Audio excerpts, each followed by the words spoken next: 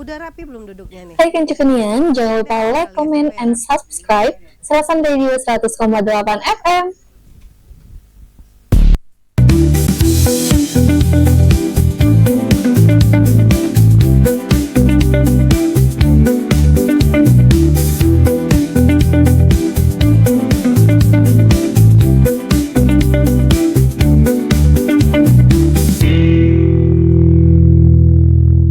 Assalamualaikum warahmatullahi wabarakatuh. Kance Kunian, apa kabar? Suasana hari ini, hari Jumat tanggal 25 April tahun 2025. Benar, 2025 ya, Dok? Betul. Udah lupa lagi. Nggak, takutnya 2029, Dok. Udah gak sabar. Udah sabar. Oke, Kance Kunian, hari ini spesial sekali kita kehadiran seorang ibu, ibunya para ibunya para dokter, Dok ya? Kesehatan dong. Kesehatan ya, Dok ya? Iya, nggak dokter aja, kan ada perawat, ada bidan. Oh iya, oke. Ibunya para tenaga kesehatan Iya. Kabupaten Muara Enim. Dengan bangga Kance Kunian hadir hari ini, kita undang Ibu Eni Tila. Beliau adalah Kepala Dinas Kesehatan Kabupaten Muara Enim. Dari kapan, Bu, mulainya di Dinas Kesehatan? Di Dinas Kesehatan itu dari 2022. 2022. Bulan Mei. 2022. Oke, berarti bulan depan, Bu, kita, Bu. 3 tahun. 3 tahun. Makan-makan ya, Bu. Makan terus tiap hari. Selamat datang, Bu, Ya, di terima kasih, Kak Anggi. studio Serasan Radio. Terima kasih banyak. Sebelumnya, Bu, minal izin wal faizin. Sama-sama, Kak Mohon Anggi, maaf lahir dan batin. Mudah-mudahan tahun depan kita ketemu lagi, Bu. Amin, Bisa amin, bukber lagi, Bu. Boleh. Bukber lagi. Oke. Siapa ini, Bu Dokter? Hari ini pas sekali hari peringatan Hari Malaria Dunia sedunia. Kita pengen tahu, Bu, apa sih, Bu, temanya untuk tahun ini? Oke, terima kasih. Assalamualaikum warahmatullahi wabarakatuh. Selamat pagi, Kance Kunian, Kak Anggi. Saya panggil kakak Siap. aja ya. Iya. Karena memang kakak kelas. Karena memang kakak kelas 1 tahun. Satu Tapi tahun. apa, walaupun 1 tahun tetap panggilnya kakak. Senior berarti dari saya. Ada liting. Saya ada letting. Silakan, Dok. Ya, jadi hari ini pas tanggal 25 April ya 2025 diperingati sebagai Hari Malaria Sedunia. Temanya memang aksi bersama untuk membebaskan Indonesia dari malaria atau Unity Action Towards Zero Malaria, menuju eliminasi malaria. Jadi itu temanya. Maaf, Bu, jadi targetnya malaria tuh mau di apa ya? Zero dinolkan. Iya, dinolkan. Oke. Nah, Muara Enim juga udah. kemarin kita sudah masuk situ, Bu. Nah, Bu, ini, Bu, hari malaria sedunia, Bu. Nah, berarti kan seluruh dunia bergerak. Nah, untuk Muara Enim sendiri, Bu, apa nih yang menjadi konsentrasi gerakan? Gerakan. Jadi Muara Enim Sumatera Selatan ya khususnya. Sumatera Selatan itu kan ada 17 kabupaten kota. Dan Muara Enim sebagai salah satu kabupaten yang sudah terwujud bebas malaria di tahun 2023. Alhamdulillah. 2023 kita sudah bebas malaria. Jadi ada syaratnya tuh, Kanggi, untuk bebas malaria itu. Jadi untuk bebas malaria dapat sertifikat dari Kementerian Kesehatan itu melalui proses yang panjang. Di dalam 3 tahun terakhir sebelum dinyatakan bebas malaria itu benar-benar tidak ada kasus malaria yang bersumber dari kasus lokal. Artinya memang sumbernya dari sini, dari Muara Enim. Walaupun mungkin walaupun kita sudah bebas malaria, mungkin ada 1-2 muncul kasus malaria, biasanya dari pendatang. Atau warga kita Kabupaten Muara Enim yang pergi dari daerah lain, mungkin seminggu 2 minggu liburan, pulang mengalami gejala panas, menggigil, pas dicek malarianya positif. Tapi pas kita cek di sekitar tidak ada yang kena malaria. Jadi benar-benar bukan dari kasus lokal. Jadi kasusnya import. Kita bilangnya kasus import. Kasus import, oke. Ya, jadi kalau kita masih mengalami kasus import itu, kita masih tetap bebas malaria. Jadi kita masih tetap dinyatakan bebas malaria. Tapi kalau muncul kasus baru yang memang lokalan kita, ya kita nggak lagi dinyatakan bebas malaria, jadi status bebas malarianya bisa hilang tuh. Jadi sama-sama harus dijaga ini status bebas malarianya. Berarti untuk tetap mendapat status bebas malaria itu Nah, makanya konsisten harus dijaga. harus dijaga. Makanya sesuai dengan tema hari ini, aksi bersama, untuk menuju Indonesia bebas malaria. Jadi aksi bersama ini bukan hanya dalam keadaan ada malaria terus dibebaskan, bukan. Yang sudah eliminasi malaria pun harus mempertahankan kondisi eliminasinya, gitu kan. Makanya kita masih bergerak walaupun ini Muara Enim itu sudah dinyatakan bebas malaria, tapi program malaria di Dinas Kesehatan sampai ke puskesmas itu masih tetap berjalan. Iya. Berarti Bu, status itu berlakunya setahun? Enggak. Jadi selagi kita masih menyandang tidak ada kasus lokal, kita masih tetap dinyatakan bebas. Okay. Jadi makanya kita tetap menjaga jangan sampai ada muncul kasus malaria yang bersumber dari memang kasus lokal tersebut. Ya, Oke. Berarti konsisten. Iya. Harus komitmen semua. Nggak hanya menjaga ini bukan hanya urusan kesehatan aja. Bukan urusan dinas kesehatan tok gitu kan. Sebenarnya semua permasalahan kesehatan itu nggak akan bisa selesai oleh dinas kesehatan atau tenaga kesehatan aja. Harus aksi bersama. Makanya tadi kan judulnya aksi bersama.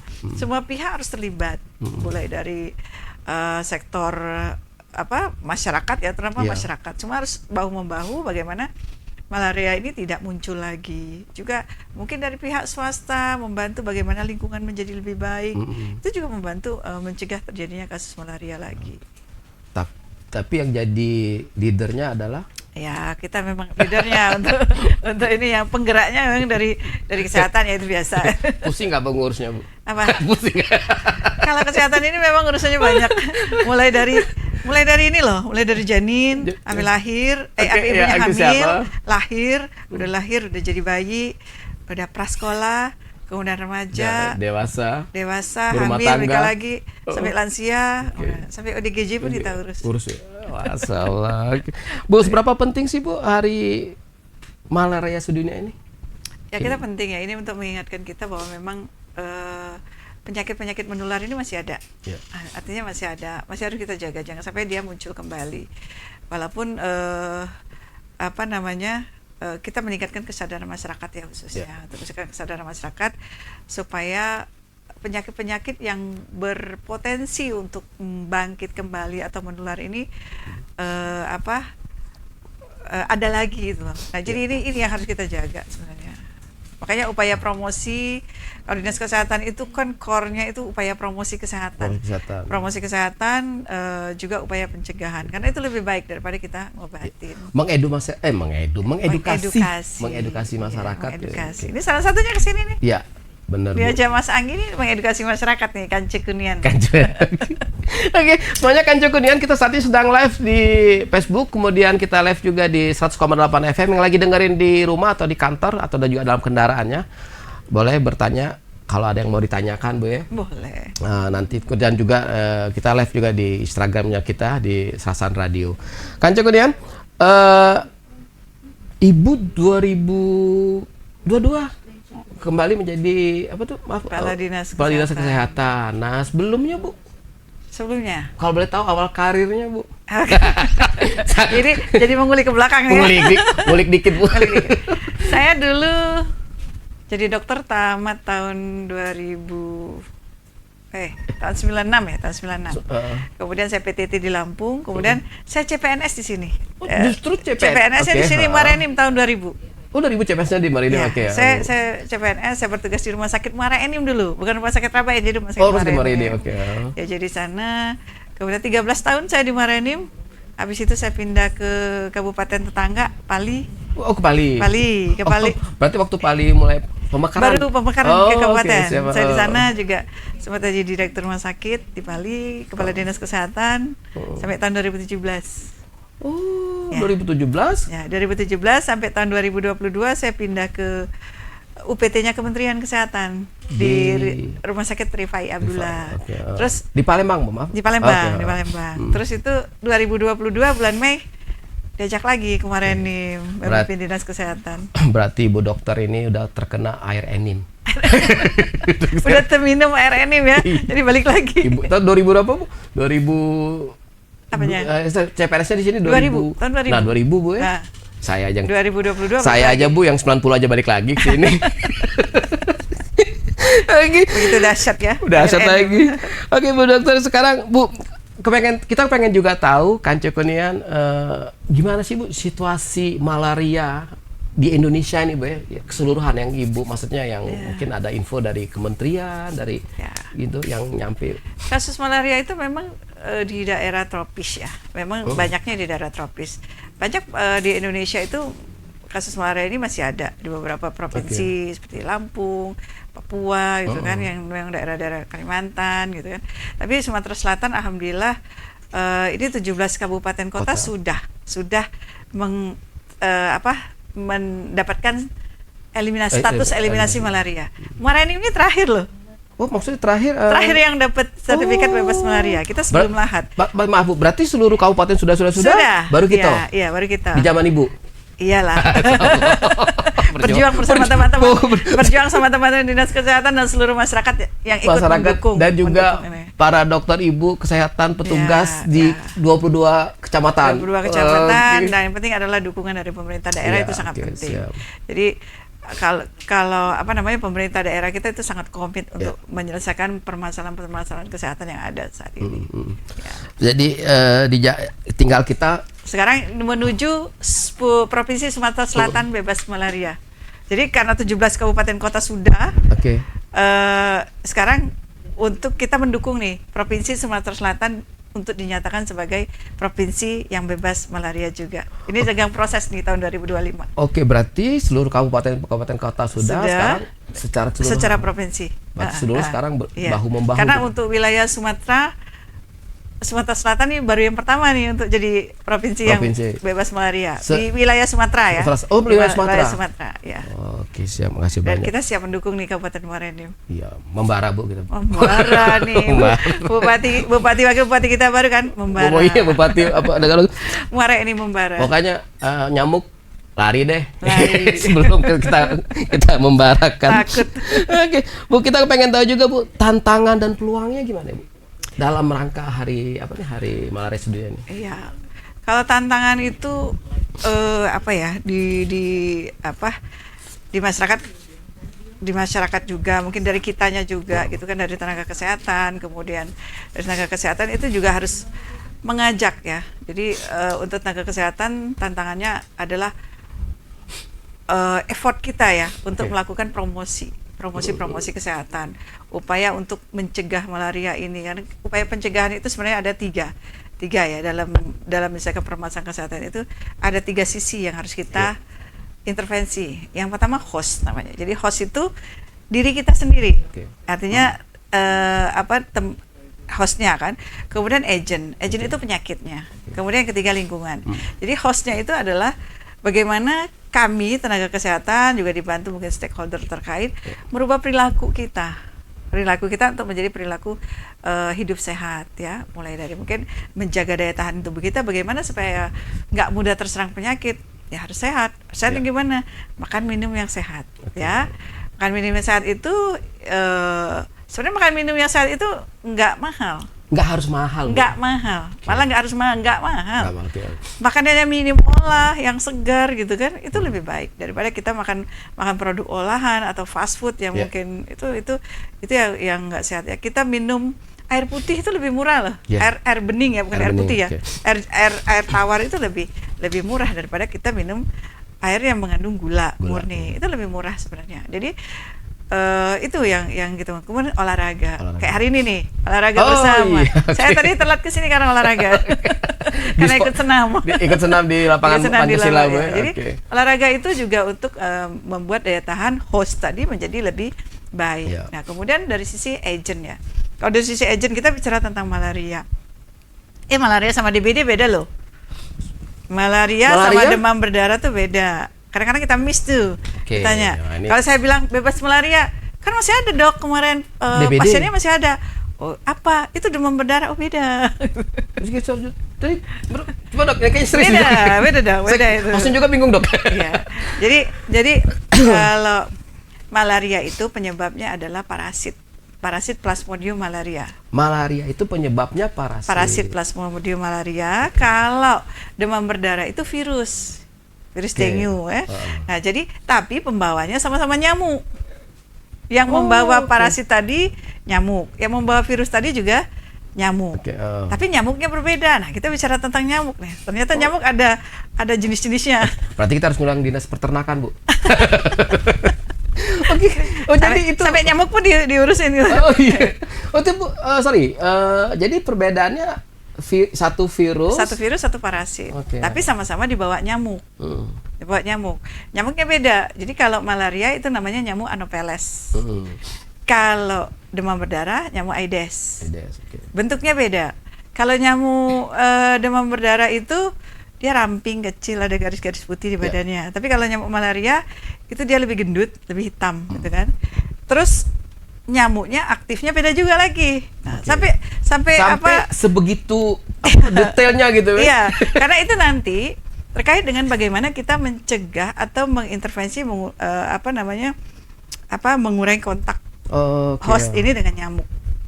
Jadi kalau nyamuk malaria itu aktifnya malam. Nyamuk malaria aktifnya malam. Nah, ini aktifnya malam atau siang? Nah, ini Bu. Bu, kalau di malam berarti sama Omai Rama dong, Bu. Begadang.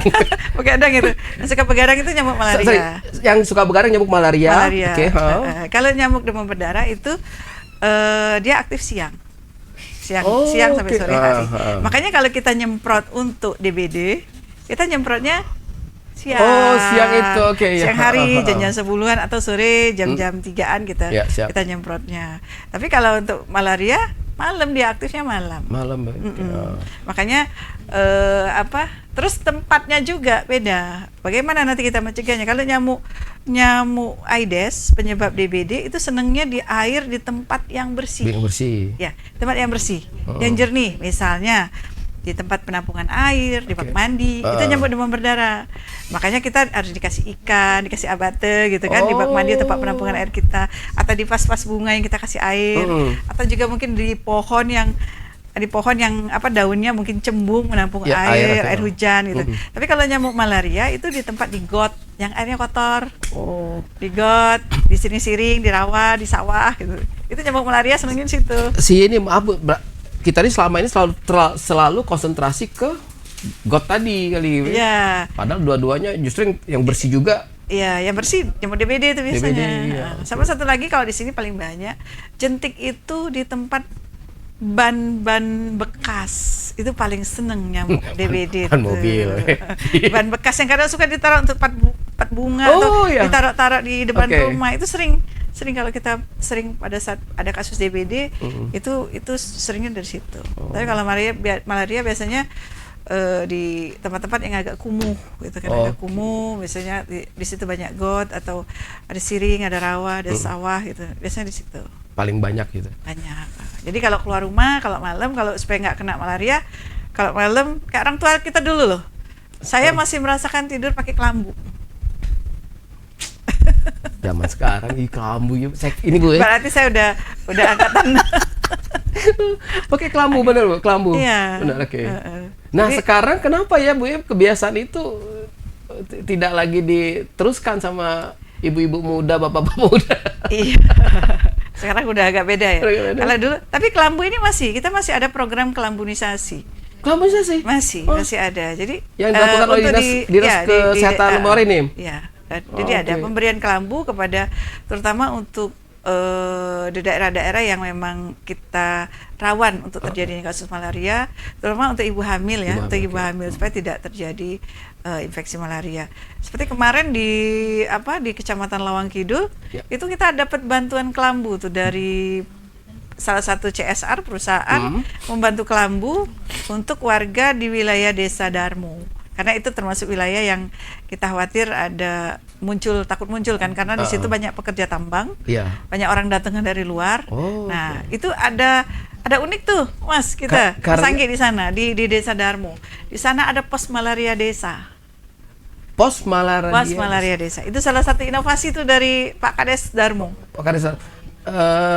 Maaf Bu, itu jadi pos Pos malaria desa. Jadi apa nih ininya apa sih? Nah ini ya, jadi Posmaldes ini, pos malaria desa ini dibangun oleh Pak Kadesnya. Oke. Ini luar biasa. Pak Kadesnya sudah sempat diundang ke nasional karena unik, dia bikin pos malaria desa, dibangunnya dari dana desa, kemudian ada kader di dalamnya, ada 5 orang kader kalau nggak salah, itu dilatih sama kita latih.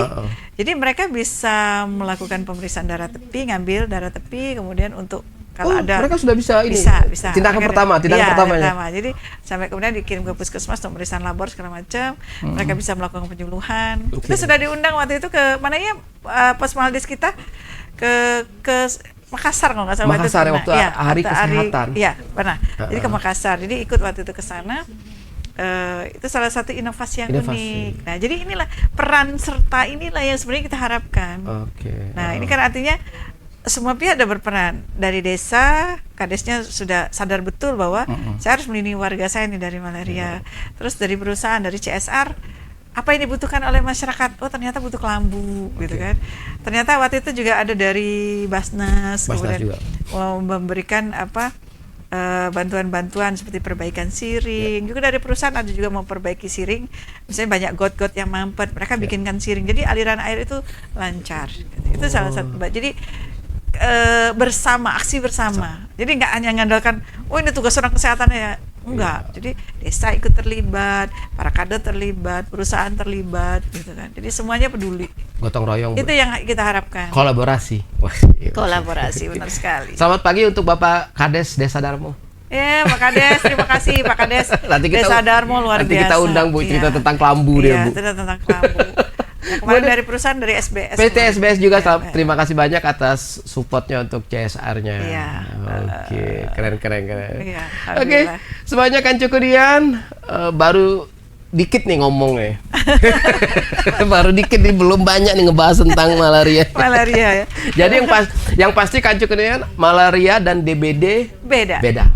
Gejalanya beda, tapi selama ini Bu terasumsi di masyarakat malaria dan demam berdarah sama. Ternyata beda. Oke, semuanya kan Cukunian, saya Dijanggi dan juga dengan narasumber kita Ibu Dr. Eni dari Kepala Dinas Kesehatan Kabupaten Muara Enim akan kembali setelah yang satu. Serius tapi santainya Mangrasan. Ini apa Bu Dokter? Nama acara kita ini Sersan Mangrasan. Sersan tuh serius tapi santai. Mangrasannya? Ikonnya radio kita. Oh iya. Nah, jadi apa tuh namanya tuh Bu? Sebenarnya sih aku kan Mangrasan ya. Asal jangan banyak rasan. Banyak rasan. Nah, kendak telah pengerasan. Oke, kan cukup nih yang masih dengerin kita di 100,8 FM dan juga di Facebook kita. Tetap kita nanti di sesi kedua ini kita nanya lagi sama Ibu Eni, Kepala Dinas Kesehatan Kabupaten Muara Enim. Bu, ini saya kepengen tahu juga kita tentang ini nih, apa tuh? Seberapa penting sih Bu Hari Malaria Sedunia diperingatin setiap tahun? Ya itu tadi ya. Sekarang ini kita memang Muara Enim sudah bebas malaria. Seperti saya bilang di awal tadi bahwa memang peringatan Hari Malaria ini masih penting karena kita untuk memupuk kesadaran kita bahwa malaria ini masih bisa muncul lagi. Jadi untuk menjaga sustainability, menjaga status, menstabilkan kondisi Muara Enim dalam keadaan bebas malaria, termasuk Indonesia, Sumatera Selatan khususnya, kemudian Indonesia, garis besarnya dunia. Makanya diperingati secara dunia karena masih di dunia ini juga masih ada kasus-kasus malaria seperti saya bilang, terutama di negara-negara tropis. Ya. Afrika, Bu ya? Afrika juga masih ada. Ya, jadi Indonesia juga Indonesia aja masih banyak. Jadi memang peringatan Hari Malaria ini masih penting. Jadi jangan kita terlena dengan status sudah bebas malaria terus kita tidur nyantai. Nanti tahunnya muncul lagi, jadi ledakan lagi kan. Jadi posisi kita sudah bebas malaria pun harus kita jaga. Jangan sampai muncul lagi. Nah, jadi, Bu, kalau penyakit malaria itu Bu lebih banyak jarang ke usia berapa nih biasanya? Sebenarnya semua usia bisa kena. Cuma yang rentan itu adalah balita ya, terutama balita, ibu hamil yang itu kita cegah. Dan gejala malaria ini, kalau kita bicara tentang gejala malaria ini biasanya demam, ya, ada demam, menggigil, khasnya ada menggigil, menggigil, gelegesan. Ya, Kalau wong Marenim ngomongnya gelegesan. Nah, gelegesan. Jadi itu khasnya. Jadi ada menggigil. DBD juga gitu. DBD juga demam, tapi biasanya nggak menggigil. Tapi kalau malaria itu khasnya menggigil. Menggigil ya. Walaupun siang, Bu ya? Iya, menggigil. Walaupun siang, walaupun di tengah panas matahari, mungkin badannya panas tinggi tapi dia menggigil. Karena saya pernah ngerasain kena malaria. Ternyata Ibu dokter kita. Saya pernah kena malaria. Gitu. Iya. Waktu saya masih PTT itu di Lampung, jadi memang daerah situ daerah hiperendemis malaria. Jadi saya kena mix malaria. Malaria itu ada 4 jenis. Jadi malaria malaria vivax namanya, kemudian ada malaria falciparum yang kita kenal dengan malaria tropika yang paling ganas, kemudian ada Plasmodium malari, kemudian itu ada beberapa jenisnya kan, ovale. Nah, jadi ini memang khas di daerah masing-masing biasanya. Kalau tropika itu yang paling berat, itu bisa menimbulkan gejala malaria berat. Jadi gejala malaria berat itu bisa sampai kejang-kejang, tidak sadar. Nah, itu bisa. Tapi kalau yang ringan mungkin dia demam, menggigil, kemudian kalau balita itu bisa sampai diare. Ya, diare gitu kan, diare. Atau ya kalau berat itu tadi bisa sampai kejang, bisa sampai meninggal. Meninggal. Itu terutama untuk malaria tropika. Malaria falciparum. Nah, kita Bu di Kabupaten Muara Enim kita sudah zero, bebas ya, sudah bebas malaria. Bu, apa Bu yang Ibu bukan Ibu kepengen, apa sih Bu sarannya untuk kita masyarakat agar apa sih masyarakat lakukan supaya kita tetap pada posisi bebas malaria? Oke, jadi Kanci Kunian ini memang bagaimana sih kita menjaga status kita Muara ini bebas malaria. Jadi yang pertama, yang tadi saya bilang yang 3 sisi tadi. Yang pertama dari diri kita sendiri, kita tingkatkan daya tahan tubuh kita dengan pola hidup yang sehat, makan minum yang sehat, pola hidup yang sehat, jangan stres, kemudian olahraga yang baik, jangan stres ya, walaupun buntu jangan stres. Tadi ujung nih. Walaupun buntu, ini tanggal 25 kan, belum tanggal 1. Jadi walaupun buntu jangan stres. Jadi itu jadi kita maaf dok, berarti psikis juga itu. Ya, kalau kita stres, daya tahan tubuh kita juga turun. Tidur yang cukup, tidur yang cukup itu relatif ya. Kalau saya bisa 5 jam lah sehari cukup gitu kan. Olahraga juga itu. Terus kemudian terutama untuk masyarakat itu lingkungan. Kita sama-sama jaga lingkungan kita. Lingkungan kita mulai dari dalam rumah, sekeliling rumah itu usahakan bersih. Jangan mengandalkan orang lain. Jangan nunggu orang lain gotong royong baru. Harus kita. Pokoknya di dalam rumah kita, di lingkungan kita yang harus menjaganya. Jadi jangan sampai ada terutama genangan-genangan air, sampah itu harus dibuang di tempatnya. Siring-siring bersih. Jadi kalau semua masyarakat menjaga itu, insya Allah penyakit-penyakit yang terutama yang ditularkan oleh nyamuk, baik itu malaria atau demam berdarah, ini bisa turun sama-sama. Kalau fogging, penyemprotan itu tuh nggak efektif, sama sekali nggak efektif. Itu terjadi setelah tindakan setelah terjadi kejadian. Iya, itu hanya membunuh nyamuk dewasa. Kalau fogging itu hanya membunuh nyamuk dewasa. Jadi kayak kasus DBD, kadang-kadang kita ini minta semprot gitu. Memang kalau untuk di situ ada kasusnya, itu memang kita lakukan penyemprotan itu di jarak radius 100 meter karena nyamuk DBD ini terbangnya radiusnya 100 meter. 100 meter. Okay. Lebih dari itu pingsan ya Bu. Nggak kuat. Harus berlatih lagi untuk lari lebih kuat. Jadi fogging itu atau penyemprotan itu hanya bunuh nyamuk dewasa. Sementara jentik-jentik kan masih ada. Jadi bagaimana tempat perindukan nyamuk ini harus hilang. Menghilangkan tempat perlindungannya, bisa ada kaleng-kaleng bekas dengan 3M lah yang menguras, mengubur itu tadi ya. Jadi itu harus kita lakukan. Jadi jangan ada tempat perlindungan nyamuk, ada kaleng-kaleng bekas yang bisa nampung air buang, siring yang mampet dibersihkan dari sampah-sampah supaya airnya ngalir gitu kan. Itu upaya kita yang harus dilakukan oleh masyarakat yang dibantu. Bu, satu daerah Bu ya, kalau dinyatakan daerah itu bebas malaria, bukan Bu, untuk dilakukan fogging dan juga pencegahan, biasanya Bu ada kriteria nggak Bu? Misalnya gini loh, harus ada aduan dari masyarakat, ada korban, ada apa, baru nanti di fogging, baru nanti disebut daerah yang Kalau fogging biasanya kita lakukan untuk DBD ya. DBD. Jadi DBD ini karena fogging itu bukan metode yang efektif untuk mencegah ya. Jadi kalau ada kasus DBD misalnya positif, memang kita untuk melakukan fogging itu kita minta apakah benar DBD atau bukan. Itu kita balik ke DBD nih ya. Di luar dari konteks kita bicara tentang malaria, kita bicara tentang DBD. Jadi kalau ada kasus DBD positif, biasanya kita dapat surat keterangan dari rumah sakit bahwa memang pasien ini DBD. Artinya di wilayah itu ada virus DBD-nya. Nah, virus DBD ini kita nggak tahu ada di mana, di nyamuk yang mana, makanya dilakukan penyemprotan. Dilakukan penyemprotan. Nah, dilakukan penyemprotan di wilayah jarak radius 100 meter itu tadi. Termasuk nanti bukan hanya penyemprotan yang kita lakukan oleh petugas kita melakukan penyuluhan, kemudian memberikan bubuk abate. Bubuk abate ini sebenarnya bisa dipinta oleh masyarakat di puskesmas terdekat. Ada kok, ada, boleh minta gratis. Jadi abate itu di semua tempat penampungan air kita kasih abate. Kemudian mengajak masyarakat sama-sama, ayo kita bersihkan. Misalnya di sini banyak ban-ban bekas, ayo Pak kita buang, kita keringkan gitu. Jangan menampung tempat apa namanya larva nyamuk untuk berkembang biak gitu, telur nyamuk untuk berkembang biak. Nah, jadi itu yang harus kita lakukan sama-sama. Jadi jangan berharap hanya nunggu semprot nyamuk DBD hilang enggak. DBD hilang enggak. Jadi tempat perindukan nyamuknya supaya telurnya enggak netes di situ ya harus dibuang. Jangan ada tempat perindukannya, itu intinya. Jadi kitanya yang aktif. Aktif ya, seluruh masyarakat harus aktif. Jadi kalau setiap individu itu aktif membersihkan lingkungannya, penyakit yang disebabkan oleh nyamuk ini bisa kita turunkan. Janganlah keno baru. Atau marah. Lah keno baru ini pencegahannya. Jadi Bu, malaria dan DBD berbeda. Sama-sama oleh nyamuk. Sama-sama nyamuk tapi apa siapa? Berbeda. Bertolak belakang ya.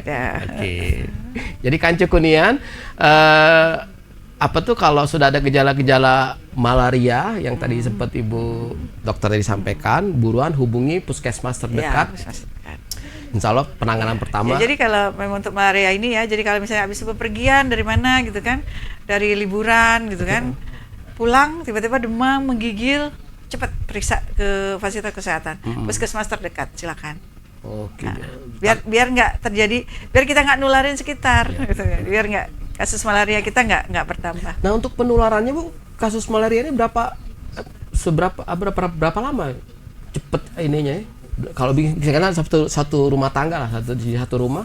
Iya, dia perlu proses ya. Jadi malaria itu begitu nyamuk menggigit, dia menggigit kita nih. Kemudian dia melepaskan plasmodium malarianya ke darah kita. Dia berkembang biak dulu di dalam hati. Berkembang biak dalam hati, kemudian keluar memecah sel-sel darah merah kita. Nah, itu pada saat ada merusak sel darah merah itu mulai muncul menggigil, demam gitu ya. Kalau berat itu bisa sampai anemia. Itu sampai transfusi darah, Bu? Bisa. Kalau ada. Jadi usahakan jangan sampai, pokoknya kalau ada gejala awal cepat dilakukan. Oke, Kancu Kunian, semuanya dimanapun saat ini berada, kelar sudah? Terima kasih. Aksi acara ini. Sesi kedua kita hari ini seru sekali ngomong masalah malaria dalam rangka Hari Malaria Sedunia.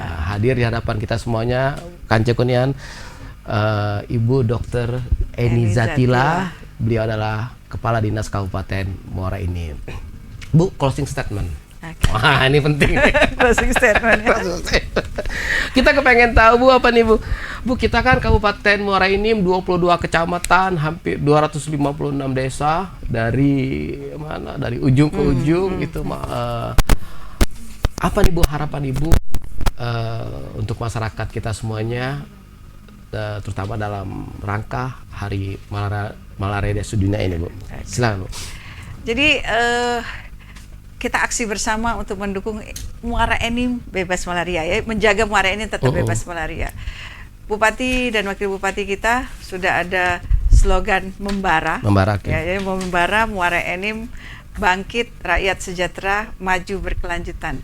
Jadi terutama untuk kesehatan ya, ayo sama-sama kita jaga pola hidup sehat, mencegah lebih baik daripada mengobati. Ya, itu yang penting. Ya. Mencegah lebih baik daripada mengobati. Itu yang paling penting. Oke, sip. Oke semuanya, Kan Cukunian, terima kasih banyak Ya, Ibu Dr. Eni sama-sama, Zatila atas kehadirannya. Kak Egi, Jangan makasih. bosan-bosan kesini ya Bu. Siap. Jangan bosan-bosan. Semuanya Kan Cukunian, saya DJ Anggi bersama tim produksi ada Niken, Uti, Kadaya dan juga ada Azab beserta Dian. Dan juga bersama Ibu Eni Zatila, Kepala Dinas Kesehatan Kabupaten Muara Enim bersama tim yang sempat hadir di studio kita hari ini. Pamit undur diri. Mohon maaf bila ada kata-kata yang salah. Apa tadi tuh Bu ya?